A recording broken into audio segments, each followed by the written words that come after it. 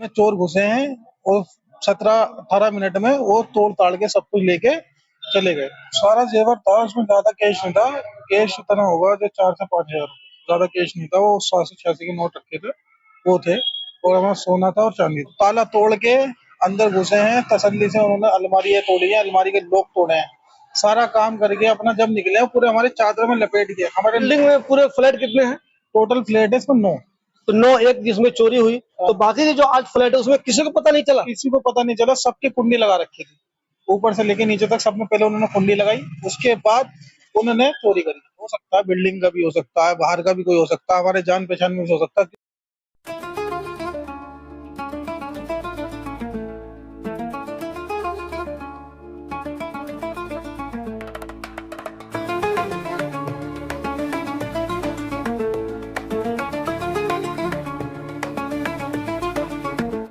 दोस्तों, इन दिनों 15 अगस्त के मौके पर आप लोग अगर ओखला में घूमते होंगे तो आपको पुलिस वाले आम दिनों से ज्यादा घूमते हुए नजर आ रहे होंगे।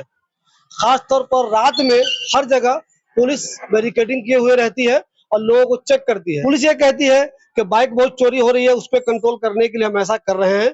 और आप देखते होंगे देर रात तक चेकिंग होती रहती है। बाइक वालों को रोका जाता है, कार वालों को रोका जाता है, और जो लोग देर रात तक पैदल भी चलते रहते हैं उसको भी पुलिस इन दिनों बहुत ज्यादा रोक रही है। मगर अफसोस की बात यह है कि इतनी मुस्तैदी के बावजूद आए दिन ओखला जामिया नगर में चोरी की वारदात होती रहती है। पिछले कुछ महीनों में यहाँ से स्कॉर्पियो भी चोरी हुई है, यहाँ से फॉर्च्यूनर चोरी हुई है, यहाँ से क्रेटा चोरी हुई है।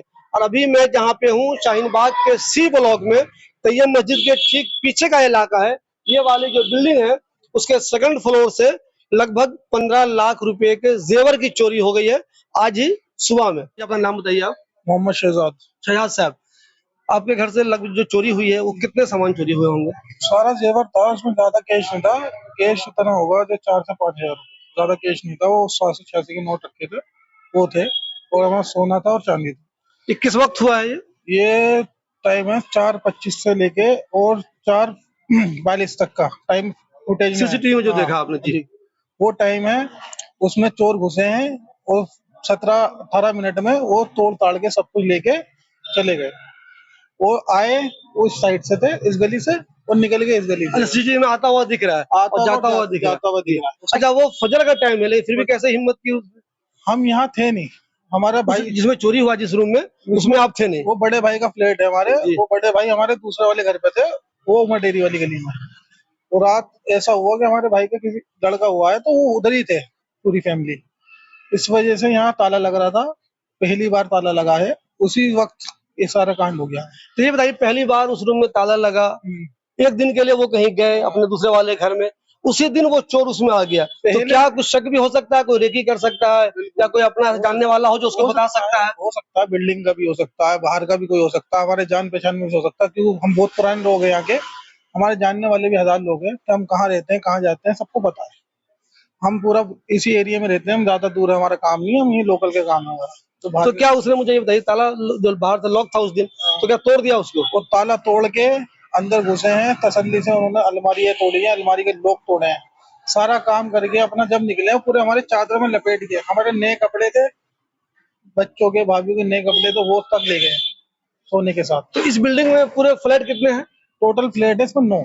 तो 9 एक जिसमें चोरी हुई, तो बाकी के जो 8 फ्लैट है उसमें किसी को पता नहीं चला? किसी को पता नहीं चला, सबकी कुंडी लगा रखी थी, ऊपर से लेके नीचे तक सब में पहले उन्होंने कुंडी लगाई, उसके बाद उन्होंने चोरी करी।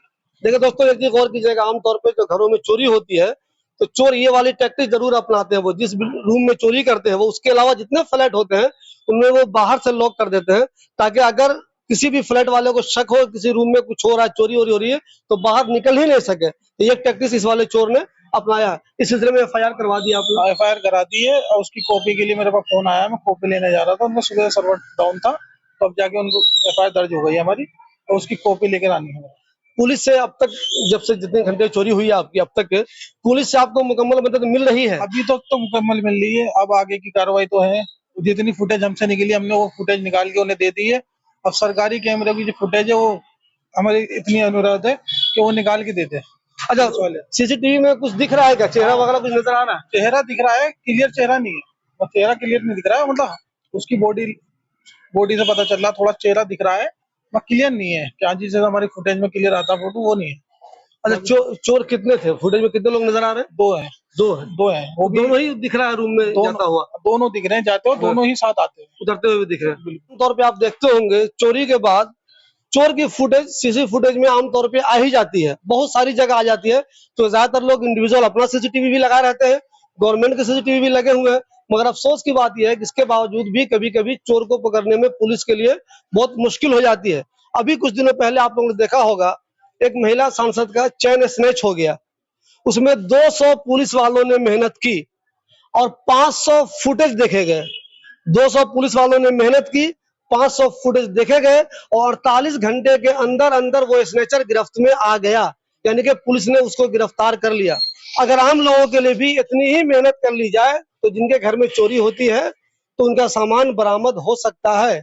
दिल्ली पुलिस तो ये कहती है कि हम सबको बराबर सुरक्षा देते हैं, सबके साथ चलते हैं, सबके लिए मेहनत करते हैं। तो अफसोस की बात यह है, मैंने कई बार रिपोर्टिंग की है, सीसीटीवी फुटेज में चोर की शक्ल भी आ गई है मगर चोर गिरफ्तार नहीं हो सका और जिन लोगों का सामान चोरी हुआ वो बरामद नहीं हो सका।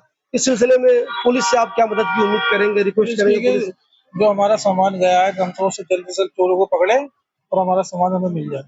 बड़ी मुश्किलों से इकट्ठा करा हुआ सामान है, शादी ब्याह में देने के लिए, भाइयों की बहनों की शादियों में देने के लिए वो सामान इकट्ठा था, अब वो चोरी हुआ। अब इसके बाद हमारे पास तो कुछ बचा नहीं, और इतनी बड़ी रकम एकदम इकट्ठा करना आसान बात नहीं है, कि कम से कम 3 से 4 साल, 5 साल, 10 साल भी लग जाते हैं इसे इकट्ठा करने में।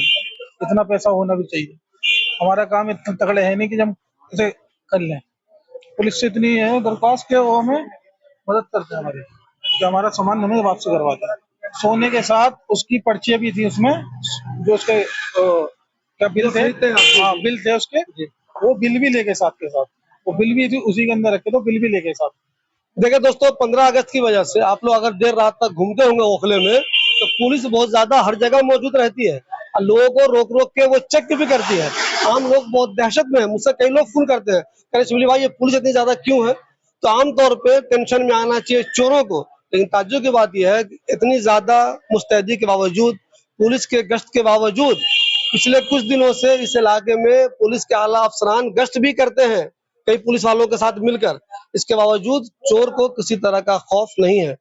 चोर सोचिए वो घर में आ भी गया आराम से, 9 फ्लैट में से 8 में उन्होंने लॉक कर दिया, बाहर से चोरी भी कर लिया और आराम से 15-20 मिनट के अंदर में निकल गया। जब चोर जा रहा होगा रास्ते में कहीं से तो वो निकला होगा। ताज्जुब की बात ये देखिए, किसी ने उससे पूछने की कोशिश नहीं की कि तुम कौन लोग हो, इस तरह चादर में लपेट कर आखिर क्या ले जा रहे हो। अब सीसीटीवी के फुटेज जो मैं डाल रहा हूँ वो देखिएगा आप, साफ लग रहा है कि एक बंदा रात में कुछ रख के अपने कंधे पे चादर में लपेट के लेके भाग रहा है। तो लोगों को भी चाहिए, आप लोग भी अगर कभी किसी को अनजान आदमी को इस तरह देखें तो उससे पूछिए कि तुम कौन हो, कहाँ जा रहे हो, कौन लोग हो।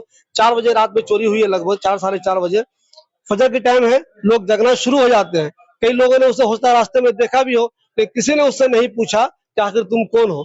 पुलिस को भी पूछना चाहिए। पुलिस खुद कहती है कि हम बहुत एक्टिव हैं, हम देख रहे हैं लोगों को कौन क्या क्राइम कर रहा है। पुलिस बार बार यही कह रही है, जब भी इंटरव्यू इन दिनों हो रहा है पुलिस का, वो यही कहती है क्योंकि हमारा मकसद है क्राइम पे कंट्रोल हो, जो लोग शरीफ लोग हैं वो आराम से अपने घरों में रह सके और जो क्रिमिनल लोग हैं उनके अंदर खौफ पैदा हो।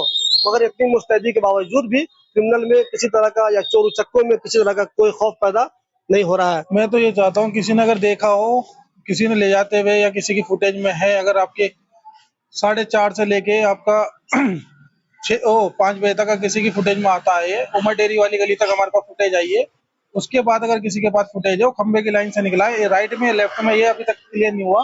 और किसी के पास फोटो है क्लियर आ जाता है, व्हाइट में और ब्लैक में है, उन्होंने शर्ट व्हाइट कलर की और ब्लैक कलर की पहन रखी है, बाइक से निकले हैं वो उमर डेयरी गली से।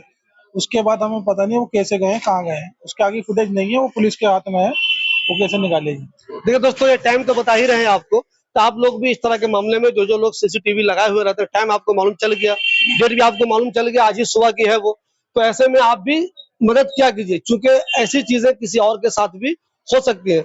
आप अगर दूसरे की मदद करेंगे तो कभी ना, अल्लाह ना करे, कभी आपको भी ऐसी कोई जरूरत पड़ी तो दूसरे भी आपकी मदद करेंगे। तो प्लीज अपने अपने जो लोग सीसीटीवी लगाए हुए हैं वो देखिए, और जो टाइम है सुबह का, उस टाइम देखिए आप कि क्या कोई बंदा इस तरह का गुजर रहा है जो चादर लिए हुआ है कंधे पे, तो उससे पुलिस को भी बहुत मदद मिलती है और पुलिस भी ऐसे मामले को हल करने में बहुत आसानी से उसको हल करना हो जाता है, उसके लिए बहुत मुश्किल नहीं होता और आसानी से हल कर लेती है, हर तरफ से उसे भी सपोर्ट मिले तो।